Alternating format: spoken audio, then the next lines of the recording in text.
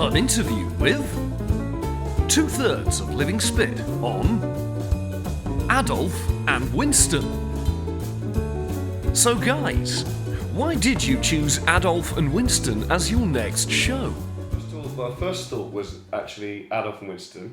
That was our It very was, first was thought. it? Yeah, you said we could always do the history of the Second World War, and we sort of laughed at that. Then we put that aside, and we started thinking about Queen Victoria. That was quite a strong one. That That may even still do that one day. And then we had the idea for Elizabeth I, Virgin on the Ridiculous. Yeah, Stuart would have played Elizabeth. I would have been playing She's Elizabeth good at playing I. women. So the first idea was to have Henry as like in rep with another show about a monarch. So I had to have a beard, basically. We do have a beard problem with this show because we can't ever do the show in rep. No, because of the beard. Because of the beard thing. Although today I've got kind of like half and half. And it would work fine. Yeah, maybe. So we went around the houses a bit, and then eventually we asked the Bristol office if we could do another show, and they said yes. And then we thought, well, we better think of something really. Yeah. So we landed on Adolphe and Winston. It just came back, and it was one of those things I kept thinking about. Oh, we could do this, and we could do that with it, and wouldn't it be great? We could do this, and it ended up. We thought about it so much that we ended up doing it. So, What was the writing process like? well, you did.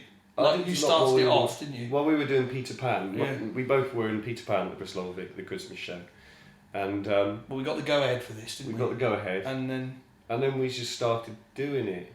the trouble is with you kind of once you start, you're like a dog with a bone, and he won't put it down. He comes in every day and says, oh, I've written this, I've got a really good idea for this. It does have its drawbacks because what happens is we tend to buy props at a very early stage, spend money on them, and then realise we don't need them when Craig comes along. But I've written some of this as well. You've written a lot. Yeah. A lot of this as well. This was a much more collaborative writing process than the Henry one was, because that one was a bit of a different animal, wasn't it? But this one we were together working anyway. Yeah. So I'd come in and run an idea past Howard, and he'd go, yeah, that sounds good, but maybe we could do this with it. And I'd go, yeah, well, go on, you go and do it, and then see what it's like, and then bring it back to me, and then he would, and it would make me laugh, so it would go in.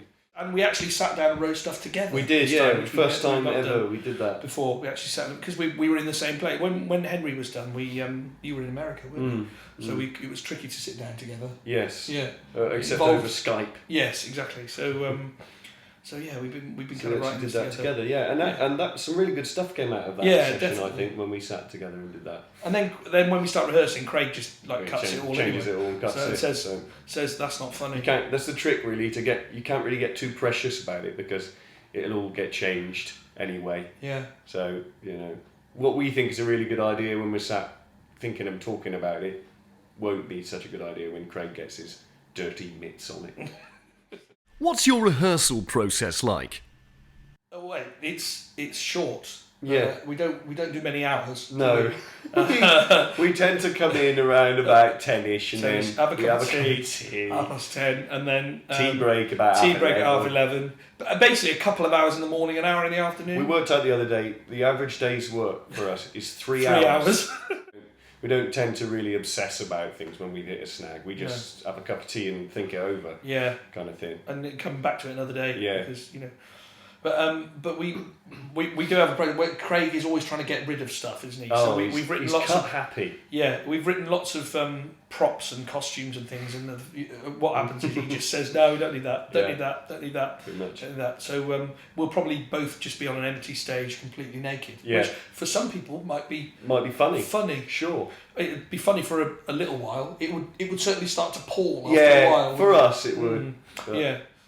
How is this show different from The Six Wives of Henry VIII? Well, for a kick-off, it's not about a Tudor monarch. It's a bit different. I won't have a beard. No. I will have a very small moustache. Yeah.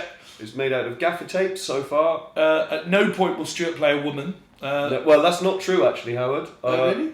Oh no, you do play a woman, but you're not. But off stage. He's an off-stage woman. From off. I play an on-stage woman. I'm not going to give away who that is. No. Also for me, I'm now playing lots of parts in this, which is really good, because in Henry I just played. What did I play? I played Henry and Arthur, his brother. That was it. That was it. So and I played, and he played everything else. Characters. So we do have a kind of equal share in this, don't we? Although, and somebody said to me today, "Oh, I bet Stu's doing all the Germans," and I said, "No, actually, I play more Germans than he does." That's true. I played the one German. I play at least 3, counting out 3 or 4 actually. Yeah, you do. Yeah, he plays all the comedy Germans. Yeah, so a lot of comedy Germans. But there's certain elements which are the same. Like there's lots of music in it. Yeah. In fact, there's more music in this one than there was in Henry. Yeah, much more. Yeah, so there's lots of that in. It's shorter. It's shorter. There's no interval. There's no interval, so it's just an hour and it's an hour a bit. And a bit straight through. Yeah, but really much the same. Much the same. Really, rubbish jokes and rubbish jokes. Much rudeness. Yes, lots a little of bit more swearing. There's a little bit more swearing. It's actually got a 16 certificate. plus. This one. Instant. That was. Yeah. When we told them what was in it. Yeah. Instant. They 16 said no, plus. that's a 16. No. So yeah. Yeah. So those are the differences and similarities. I think so. I mean, it's a it's not a million miles away. No, I mean the brief is the same, that we want people to have a fun, entertaining, perhaps slightly educational night out. But we're not. Certainly, the entertaining outweighs the educational. Definitely so. Definitely so. It's good old-fashioned comedy entertainment for some of the family. The Second World War is quite a serious subject. Was it tricky to make a comedy show about it? Certain elements of it were very tricky to make funny. What we ended up doing was sort of doing a load of funny stuff about kind of war happening and the people involved, and then suddenly we'd hit some massive piece of story, which was really, really harrowing and heartbreaking and evil and cruel, and all that stuff is under it. Yeah. And what do we do with that? How do we make that funny? And so with this, I felt like we were trying to fight the story by trying to make those things funny, and the most honest way to do it is to just do it. And to tell the story, to tell what happened. To tell it, and we don't have, not everything has to be funny in this show. I mean, there should always be, as I think there was with Henry, a real human story underneath it. Yeah. I mean, we chose, because there's such big subjects in this. It was really important. We had to kind of choose the story of 2 men, basically.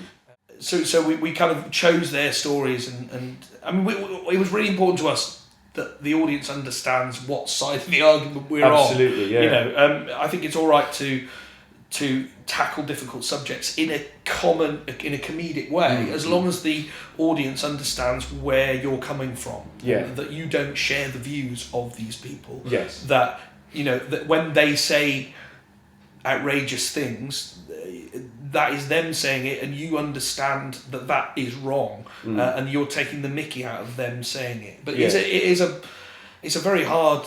It's a difficult line to tread, isn't it? Yeah. I mean, as countless people have found out in Yes, the past. yeah. I mean, whilst I wouldn't want to compare ourselves to this, there is a long tradition of sending up. I mean, Charlie Chaplin was the first person to do it. Not that I'm putting us in any way in a box with Charlie Chaplin, No. but since the 30s, Hitler has been. Yeah. Mel Brooks obviously did it in The Producers, and also all during the war, like there were so many comedy skits of Hitler and cartoons in the press depicting him as a clown and an idiot, and that is what he was. And certainly no one will come out of this show feeling sorry for him. No, that's for sure. That's really or important. Thinking he had a point. Yeah, that's incredibly important. Yeah. But of course, also Churchill was a complex character, both both politically and personally, and he had his own demons that he dealt with, and we've kind of looked at that as well. Absolutely, yeah. I mean, Churchill's not immune from the piss taking either, is he? Really? No. Can you say piss? Well, I just did. Yeah. We do in the show. So. Finally, what is your favourite joke? What's brown and sticky? A stick. No. What? Poo. That's very good. What's your favourite joke? Why did the chicken cross the playground? I don't know. To get to the other slide. I like that. Hey. Oh, you haven't heard that. Hey? There you go. And that's the kind of comedy you're going to get if you come and see Adolphe and Winston. Thanks, lads. We'll look forward to seeing Adolphe and Winston in the Bristol Old Vic basement from April the 23rd to May the 11th. Those crazy guys.